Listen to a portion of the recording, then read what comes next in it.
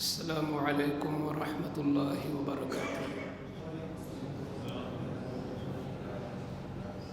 نحمده ونصلي ونسلم على حبیبہ الکریم۔ اعوذ باللہ من الشیطان الرجیم، بسم اللہ الرحمن الرحیم۔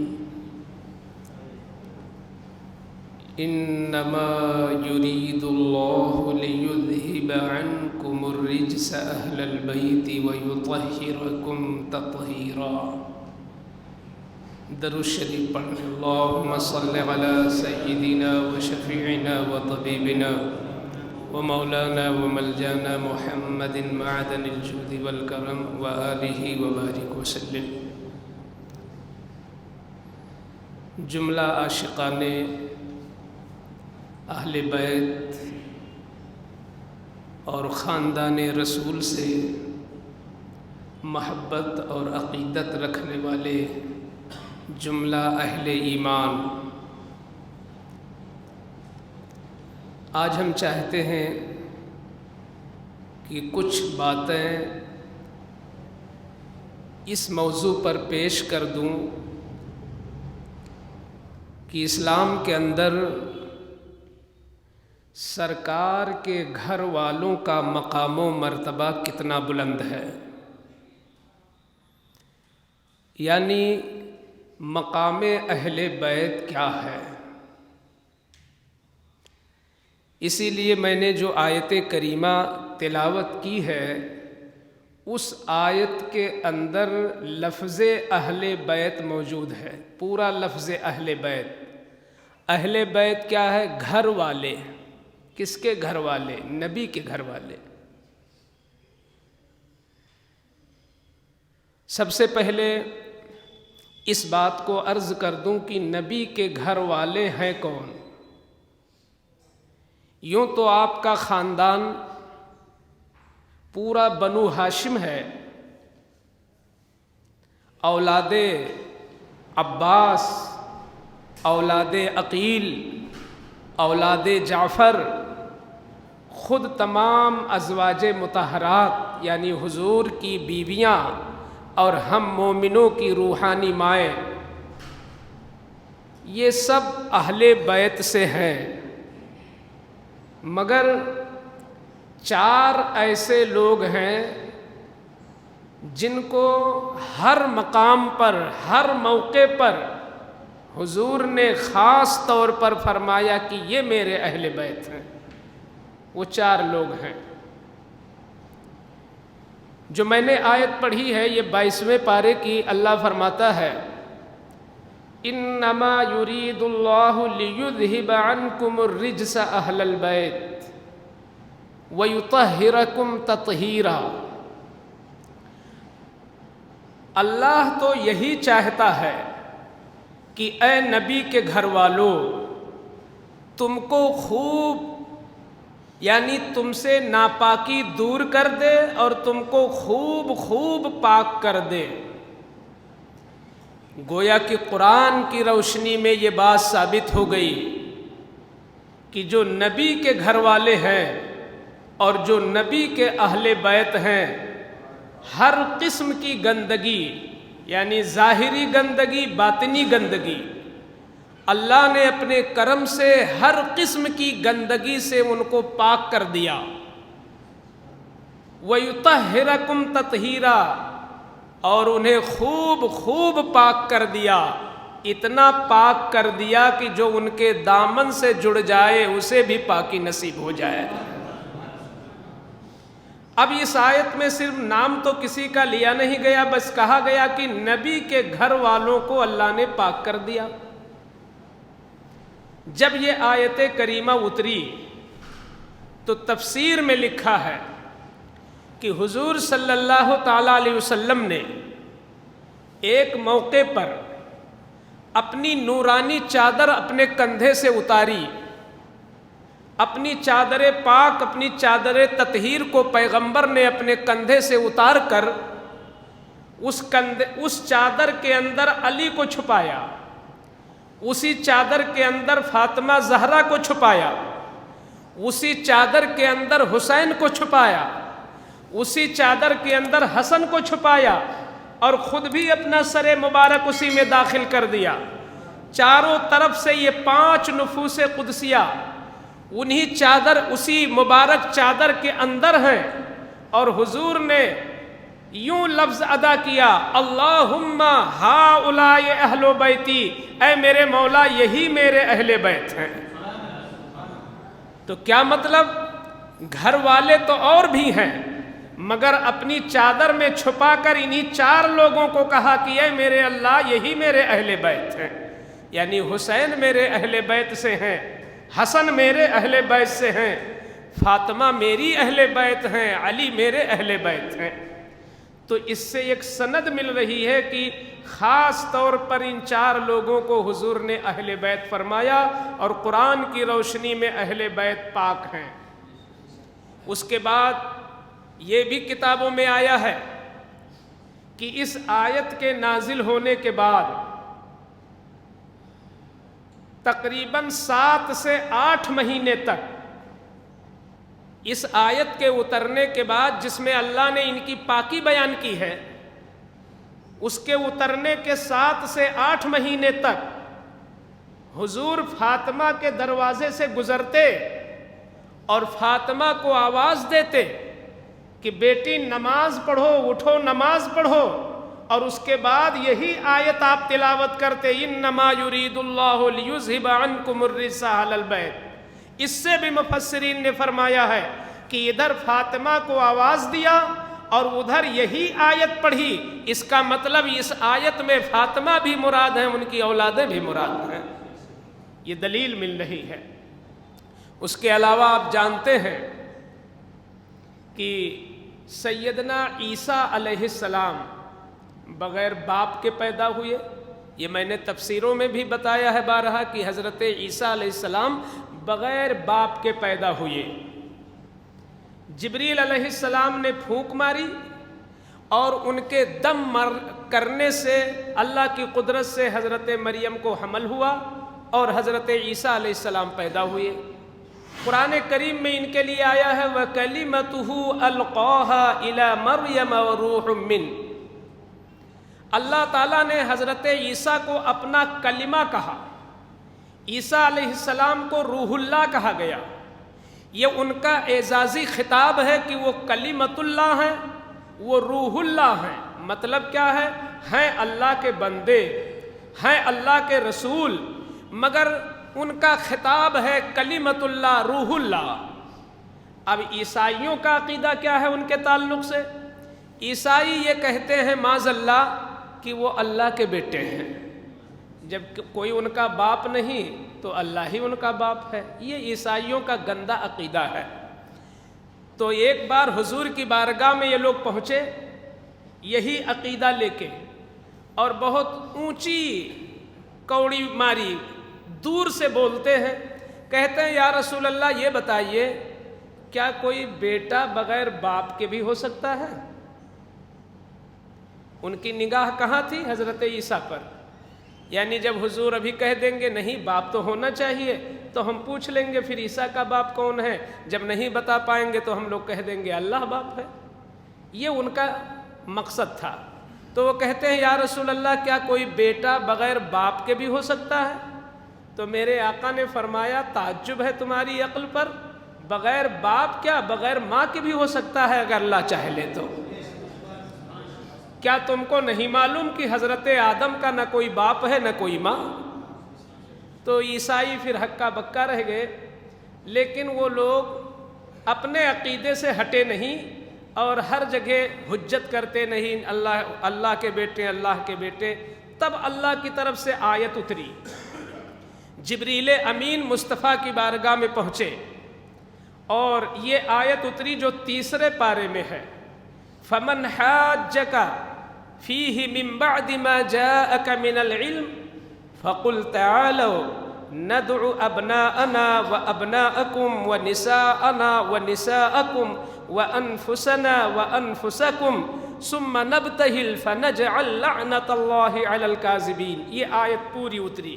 اس میں مطلب کیا ہے کہ اللہ تعالیٰ نے جب عیسائیوں کی کٹ حجتی دیکھی اور ان کا ضد پہ اور ہٹ دھرمی پہ رہنا اللہ نے دیکھا تو اپنے نبی سے فرمایا کہ اے میرے نبی اب ان سے مناظرہ کا چیلنج کرو، ان سے کہو کہ چلو تمہارے ساتھ مباہلہ ہوگا۔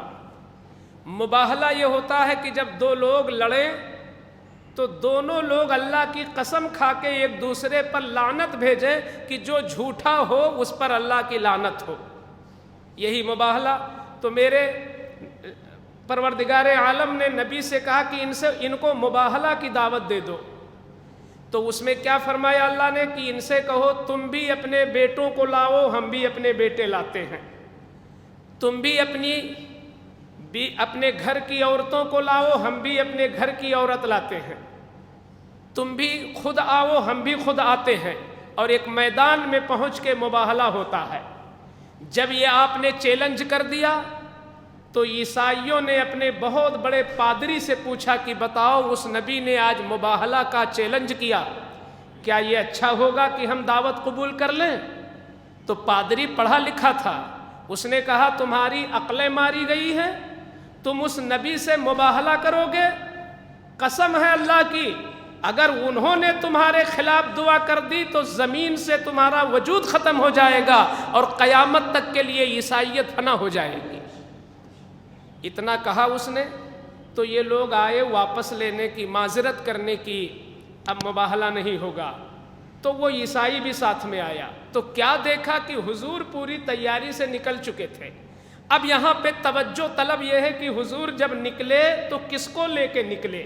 یہ وہی ہیں جو حضور کے گھر والے ہیں، حضور جس کو لے کے نکلے ہیں وہی حضور کے گھر والے ہیں۔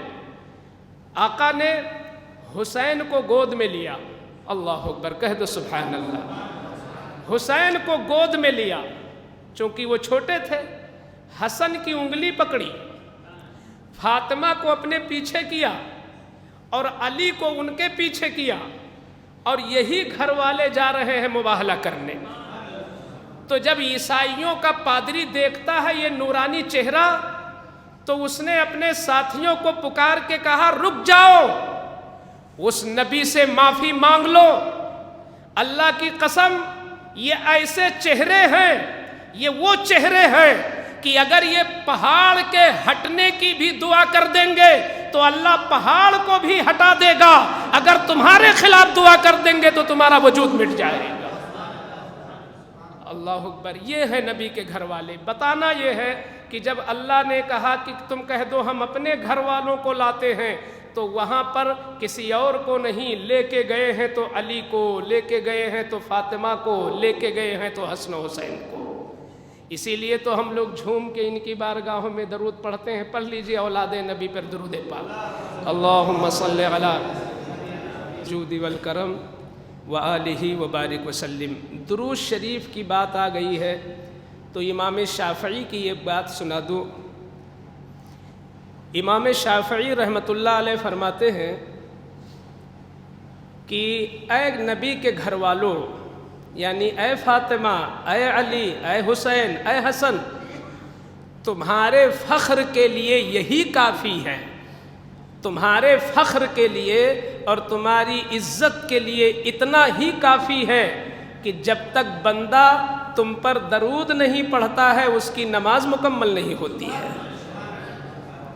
تو اے نبی کے گھر والوں، تمہاری عزت کے لیے اتنا کیا کم ہے کہ دنیا کا کوئی نمازی جب تک تم پر درود نہ پڑھ لے اس کی نماز مکمل نہیں ہوتی ہے، یہ امام شافعی کہتے ہیں۔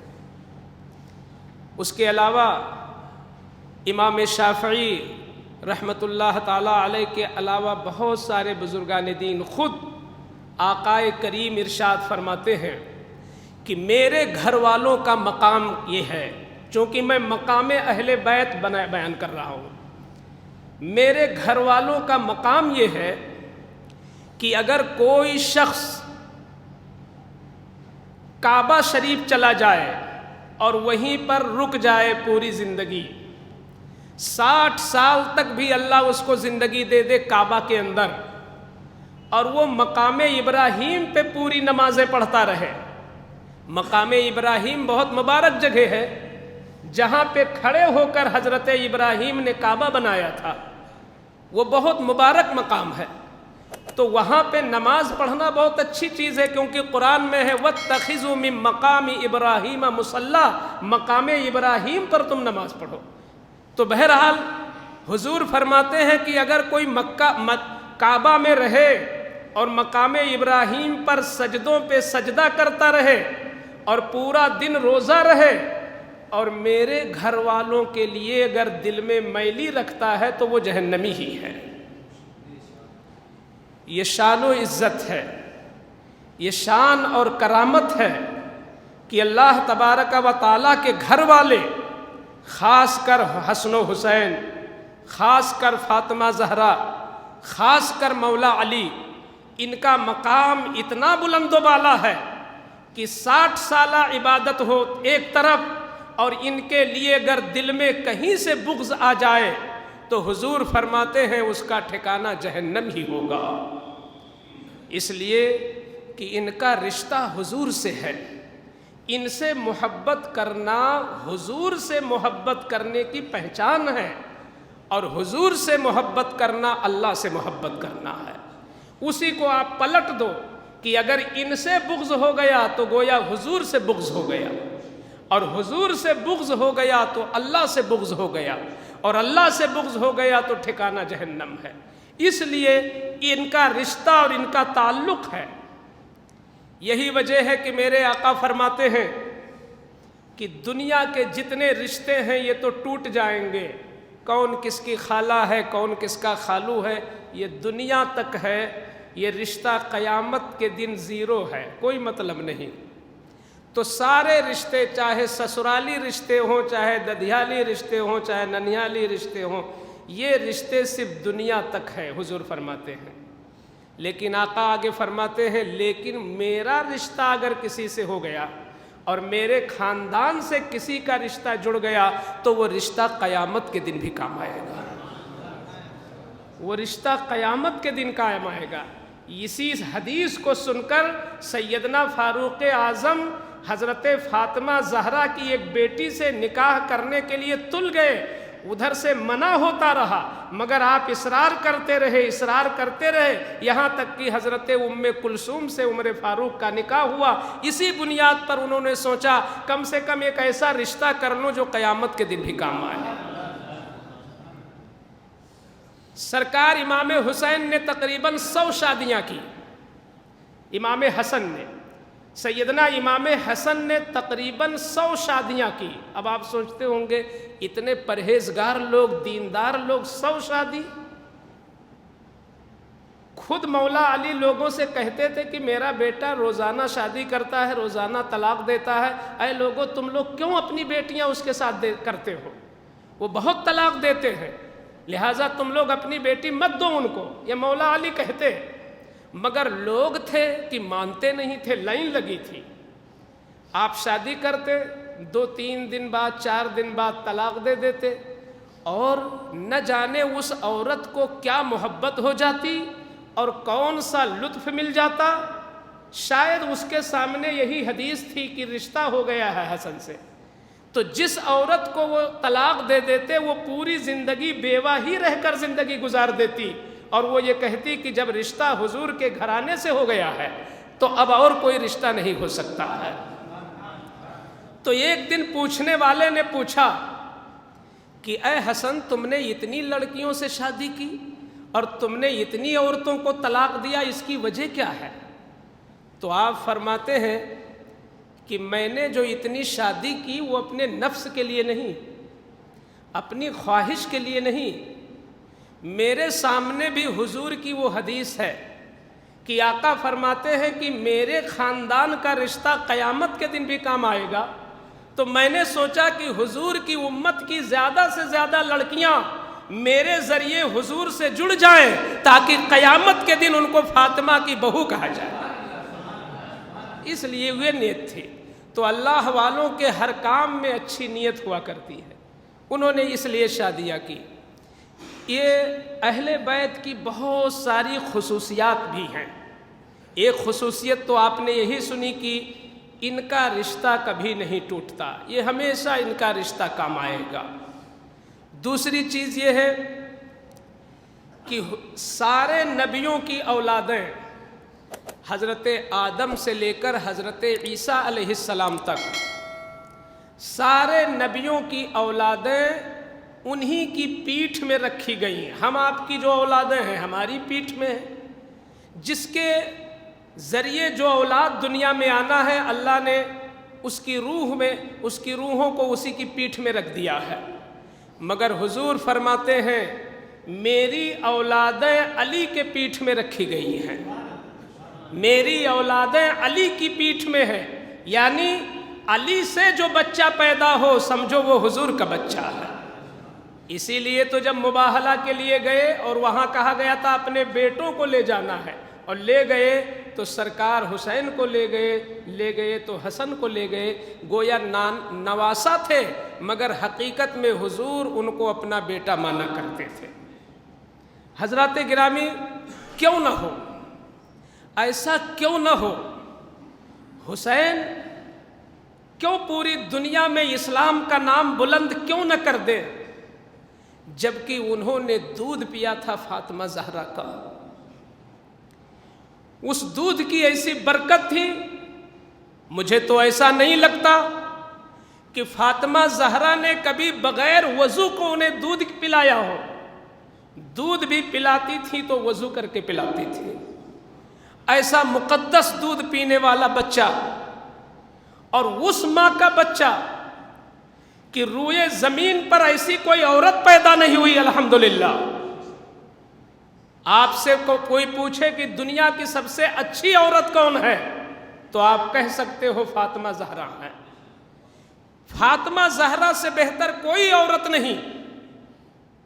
علامہ اقبال شاعر مشرق سے پوچھا گیا کہ یہ بتائیے کہ قرآن پاک میں تو حضرت مریم کا بھی ذکر آیا ہے اور ان کے نام پہ پوری سورت اتری ہے، اور ان کی پرہیزگاری کا یہ عالم ہے کہ اللہ تعالیٰ نے ان کے پیٹ سے نبی پیدا کیا اور بن شوہر کے پیدا ہوئے. ان کے تقوی اور طہارت کا ذکر قرآن میں موجود ہے. یہ بتائیے کہ مریم افضل ہے کہ فاطمہ افضل ہے؟ یہ پوچھا گیا علامہ اقبال سے. تو علامہ اقبال نے بہت پیاری بات کہی. علامہ اقبال کہتے ہیں کہ جہاں پر 3 چیزیں پائی جاتی ہوں میں نظر انداز کر دوں، صرف ایک چیز دیکھ کر کے میں 3 چیزوں کو نظر انداز نہیں کر سکتا ہوں. بڑے مفکر تھے، بات بہت اونچی اور فکری تھی. انہوں نے صرف اشارے میں کہا کہ لوگوں، اقبال 3 چیزوں پر ایک چیز کو ترجیح نہیں دے سکتا ہے. لوگوں نے کہا حضور کیا ہے وہ؟ تو فرماتے ہیں کہ مریم کے پاس جو سب سے بڑی نسبت ہے وہ ایک ہے، اور فاطمہ کے پاس جو بڑی نسبتیں ہیں وہ 3 ہیں. لوگوں نے کہا کہ واضح کیجئے وہ کیا چیز ہے؟ تو فرماتے ہیں کہ مریم کے پاس جو بڑی نسبت ہے وہ صرف یہ ہے کہ وہ حضرت عیسیٰ کی ماں ہے، وہ ایک نبی کی ماں ہے، یہی سب سے بڑی چیز ہے. مگر فاطمہ زہرا کو دیکھو، بیٹی ہے تو مصطفیٰ کی، بیوی ہے تو مولا علی کی، ماں ہے تو حسن و حسین کی. لہٰذا 3 چیزوں کو دیکھیں گے، ایک چیز کو نہیں دیکھیں گے. تو اس لیے سب سے بہتر عورت فاطمہ ہے، سب سے اچھی خاتون فاطمہ ہے. ایک موقع پر داماد اور بٹیا جب دونوں اکٹھا ہوں تو سسر اور باپ کے لیے بہت بڑا مسئلہ ہوتا ہے. مثلا داماد بھی وہیں بیٹھا ہو، آپ کی بیٹی بھی وہیں بیٹھی ہو، اور داماد پوچھ لے آپ سے کہ آپ مجھ کو زیادہ چاہتے ہیں کہ اپنی بیٹی کو زیادہ چاہتے ہیں، تو اب بہت مشکل مسئلہ ہوتا ہے. کیونکہ یہ تو سب دنیا جانتی ہے کہ بیٹی کی وجہ سے داماد سے محبت ہے، لیکن اب صاف یہ کہہ دینا کہ نہیں میں اپنی بیٹی کو زیادہ چاہتا ہوں تو یہ تو رنجش والی بات آ جائے گی.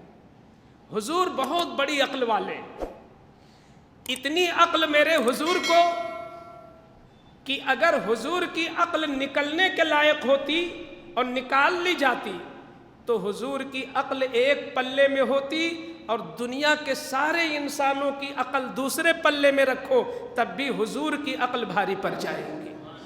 اتنی زیادہ میرے حضور کو عقل ہے. ایسے نازک موقع پر جواب سنو اور فاطمہ کا رتبہ سنو. آقا ارشاد فرماتے ہیں علی اگر تم نے سوال کر لیا ہے تو میرا جواب سن لو. فاطمہ تو احب الی منک وانت اعز علی منہا. تم پوچھتے ہو کہ مجھے کس سے زیادہ محبت ہے تو سنو, تمہارا بھی مقام ہے ان کا بھی مقام ہے. جہاں تک محبت کی بات ہے تو اے علی فاطمہ سے زیادہ, تم سے زیادہ مجھے فاطمہ سے محبت ہے, لیکن فاطمہ سے زیادہ عزت تمہاری میرے نزدیک ہے. یہ وہ جواب تھا کہ فاطمہ کا بھی دل نہیں ٹوٹا اور علی کا بھی دل نہیں ٹوٹا. فرمایا کہ عزیز تم ہو, محبوب یہ ہیں, تم عزت والے ہو, یہ محبت والی ہیں. تو جیسا مقام تھا حضور نے ویسا جواب دیا. تو اس لیے فاطمہ زہرا, مولا علی, حسن و حسین یہ حضور کے خصوصی گھر والے ہیں. حضور کے گھر والوں میں آپ کی ساری بیویاں بھی ہیں الحمدللہ. اس کا انکار نہیں کیا جا سکتا کیونکہ بڑے بڑے محدثین نے, بڑے بڑے فقہا نے, بڑے بڑے ائمہ نے ان کو مانا ہے. تو مجھ جیسا حقیر و فقیر مجالے انکار نہیں رکھتا, مگر پھر بھی اتنا کہہ سکتا ہوں کہ خاص طور پر اور ہر مقام پر جہاں اپنا گھر والا کہا ہے نام لے کر تو وہاں فاطمہ کا نام لیا ہے, وہاں حسین کا نام لیا ہے, وہاں حسن کا نام لیا ہے. مگر نبی کے گھر والوں سے جن کے بھی رشتے ہیں وہ علامہ نبہانی کا ایک قول سن لیں. میں سادات کرام کی بارگاہ میں اپنے اس دستار کو ان کے قدموں کے نیچے رکھتے ہوئے اپنے بزرگوں کا قول سناتا ہوں.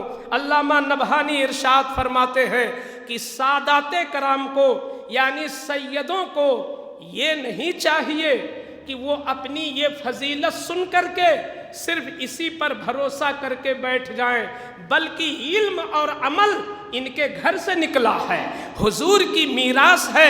تو حضور کی وراثت کو ہم سے زیادہ اپنانے کا حق وہ رکھتے ہیں.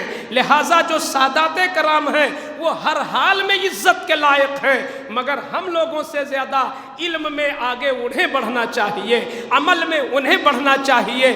اسلام ان کے گھر سے نکلا, اسلام وہاں سے پھیلا, وراثت علم کی وہاں سے آئی. تو گھر والا اگر حفاظت نہیں کرے گا تو کون حفاظت کرے گا؟ لیکن اس کا یہ مطلب نہ سمجھنا کہ اگر وہ عالم نہ ہو تو ہم عزت نہ کریں, وہ مفتی نہ ہو تو عزت نہ کریں, وہ نمازی نہ ہو تو عزت نہ کریں. مفتی اعظم ارشاد فرماتے ہیں, اللہ اکبر, مفتی اعظم ارشاد فرماتے ہیں کہ جب تک ایک سید بد عقیدہ نہ ہو جائے اس وقت تک تمہارے اوپر عزت ضروری ہے, کیونکہ تم عزت اس کے علم کی نہیں کر رہے ہو, عزت تم اس کے عمل کی نہیں کر رہے ہو, عزت تم اس کے خون کی کر رہے ہو. لہٰذا خون جب تک بد عقیدہ نہیں ہوگا جب تک وہ نسبت مانی جائے گی, اس لیے عزت کریں. مگر ہمارے سادات کرام وہ ہمارے رہنما علم میں بھی ہے, عمل میں بھی ہے, تقوی میں بھی ہے, شرافت میں بھی ہے. اس لیے ان کا حق ہم سے زیادہ بنتا ہے کہ ان میدانوں میں وہ ترقی کریں اور ہر اعتبار سے وہ ہماری رہنمائی کریں. پروردگار عالم خاندان رسول کے فیضان سے ہم سبوں کو مالا مال فرمائے اور ان کے فیوزات روحانیہ سے ہمیں دنیا میں بھی اچھا رکھے اور کل قیامت کے دن بھی اللہ اپنے اہل نبی کے گھر والوں کے ساتھ ہماری بھی بخشش فرما دے. بسم اللہ الرحمن الرحیم. صلی اللہ علی النبی الامی وآلہ صلی اللہ تعالی علیہ وسلم. یا رب العالمین, سرکار کے اہل بیت کا صدقہ نصیب فرما. یا اللہ, سرکار کے اہل بیت کے ساتھ قیامت کے دن ہمیں بھی سایہ نصیب فرما. اے اللہ, جب تیری رحمتیں حضور کے گھر والوں کی طرف ہو تو اسی رحمت میں ہم گنہگاروں کو بھی حصہ عطا فرما. یا اللہ, ہم سب کی موت ایمان پر نصیب فرما. وصلی اللہ تعالی علی خیر خلقہ وعلی آلہ واصحابہ اجمعین برحمتک یا ارحم الراحمین.